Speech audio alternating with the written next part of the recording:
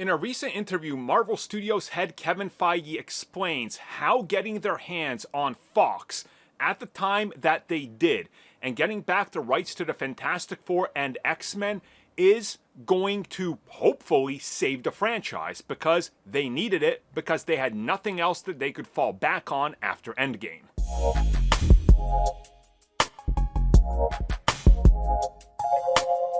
So before we get into the meat of the video, we gotta just quickly explain why Fantastic Four and the Fox properties were always something that Disney and Marvel Studios were desperate for. And this is something that's very crystal clear if you look at how the MCU was structured. So back when they were working on Iron Man 1, you guys know that there was a deleted scene where Samuel L. Jackson mentions Spider-Man and the X-Men.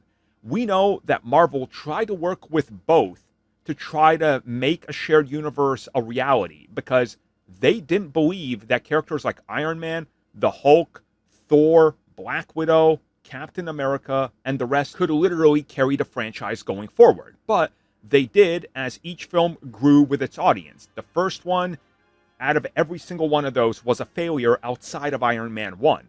But again, they grew in popularity and they found out how to use characters here or there for different reasons. Like the Hulk. He can't sustain a film franchise, but being a supporting character brings eyes on the project.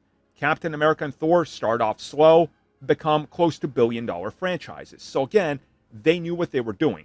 But going all the way back to 2011, Disney always wanted the Fantastic Four and especially Silver Surfer and Galactus and the cosmic side of Marvel.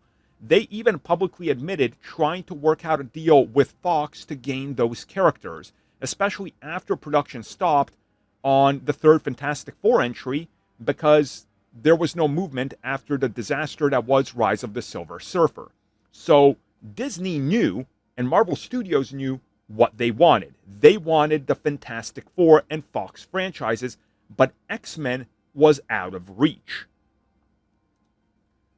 So it's easy to obviously see right now that the X-Men are like the jewel of Fox's almost entire box office run in the last 25 years, right? They stick out. It's the most consistent franchise that they put out sequels to. It's their biggest franchise that drew in constant amounts of money and they could depend on. Hence why they constantly kept putting out X-Men films. Now, Marvel obviously saw what was going on and they realized, hey, if we can eventually get our hands on these characters, this will help us. So in an interview with Empire magazine, Marvel Studios head Kevin Feige was asked about these characters specifically and the merging of Fox and the buyout with Disney and getting their hands on all of these properties. And it's interesting that Kevin Feige says that they are a dream come true that came at a perfect time after Avengers Endgame released because it guaranteed them new characters, new franchises, and a way forward. Now, this is the key. Marvel Studios from Endgame to the release of Fantastic Four has seen blockbuster hits, but also massive misfires. Now, when we compare some of these characters to Phase 1, they're doing just as good. Shang-Chi did as good as Thor 1 and Captain America. You know, you look at some of these other films, they're doing $400 to $500 million. That's a respectable box office take. But you look at a franchise like X-Men, you look at Fantastic Four, you realize that these franchises need to hit. And what happens is that now a lot of the future, as I talked about it in another video, depends on Fantastic Four hitting. Because if Fantastic Four doesn't hit, you don't get a trilogy. And they become supporting characters. And then you're left with the X-Men. Now, can the X-Men carry the entire Marvel brand for a decade? Well, 3 X-Men films probably can. A couple Wolverine films and a Deadpool film, or 2, that's Deadpool and X-Force, sure. But you can't put out 2 to 3 films a year all based on the X-Men because people are going to get sick of the characters and the concept. And they're going to see what you're doing. Which puts Marvel back against the wall and they realize it's desperation mode. And Fantastic Four are literally the make it or break it for the MCU going forward.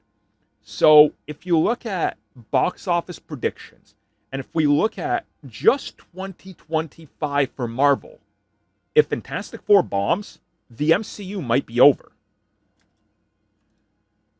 So in reality, if Fantastic Four bombs this year, the demise of Marvel Studios and the perception of them being the biggest deal in Hollywood is automatically gone, because so much has been put into Fantastic Four. On top of getting Pedro Pascal, who's literally like the it guy right now in Hollywood. Everybody wants him and everything. They want his face everywhere. Imagine if Fantastic Four comes out and the film makes under $450 million. It doesn't make a profit. It doesn't break even. Suddenly, you've spent tons of money on Joseph Quinn, who people love after Stranger Things. You spent tons of money on Pedro Pascal and guaranteed some big contracts and appearances in upcoming films, but your film doesn't hit with that type of power behind it. That means that the sequel probably isn't going to hit any harder, and you've already lost money.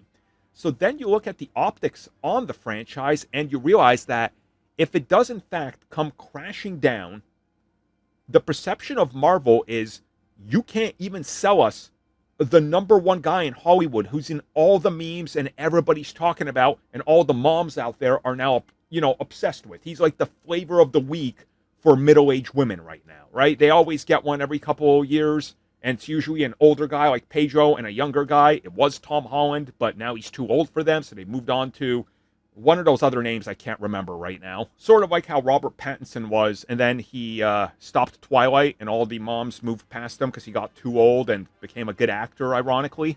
You look at all the traction and everything with Fantastic Four, you gotta realize Marvel Studios understands, and they even told Empire Online, we got these characters at the right time because we exhausted a lot of what we had. And that's true. Sure, I love Shang-Chi. That character is great. I love characters like Daredevil and Iron Fist.